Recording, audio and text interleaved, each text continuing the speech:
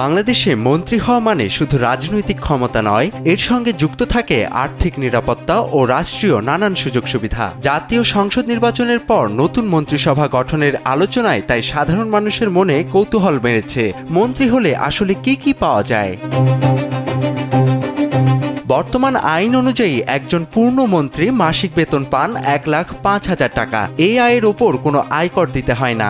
বেতনের বাইরে প্রতিদিনের কাজের জন্য রয়েছে দৈনিক ভাতা, পাশাপাশি মাসিক নিয়ামক ভাতা এবং বড় অঙ্কের স্বেচ্ছাধীন তহবিল দেয়া হয়, যা দিয়ে স্থানীয় উন্নয়ন ও সামাজিক কাজে ব্যয় করার সুযোগ থাকে। মন্ত্রীদের জন্য সবচেয়ে আলোচিত সুবিধাগুলোর একটি হলো সরকারি বাসভবন। স্যান্ডেলিনা সো, রূপচর্চায় আভিজাত্য।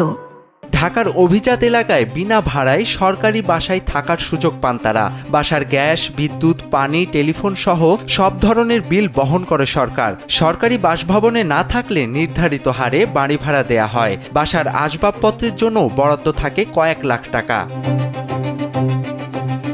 যাতায়াতের জন্য মন্ত্রীরা পান সার্বক্ষণিক সরকারি গাড়ি। ঢাকার বাইরে সফরের সময় আলাদা গাড়ি ও নিরাপত্তা ব্যবস্থাও দেয়া হয়। রেল ও বিমানে ভ্রমণেও সরকারি খরচ বহন করা হয়। বিদেশে সফরে গেলে টিকিট, ভাতা ও অন্যান্য ব্যয় রাষ্ট্রই দেয়। প্রশাসনিক সহায়তার দিক থেকেও মন্ত্রীরা পান বিশেষ সুবিধা। একান্ত সচিব, সহকারী সচিব সহ একাধিক কর্মকর্তা, ব্যক্তিগত সহকারী, MLSS, পাচক ও আর্দালি সহ কর্মীদের একটি দল নিয়োজিত থাকে। আর সার্বক্ষণিক নিরাপত্তা প্রহরা তো আছেই।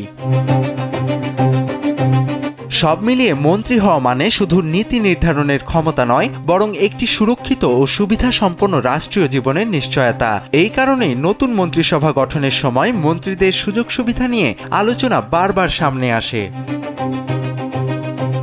তোফায়েল আহমেদ, কালবেলা।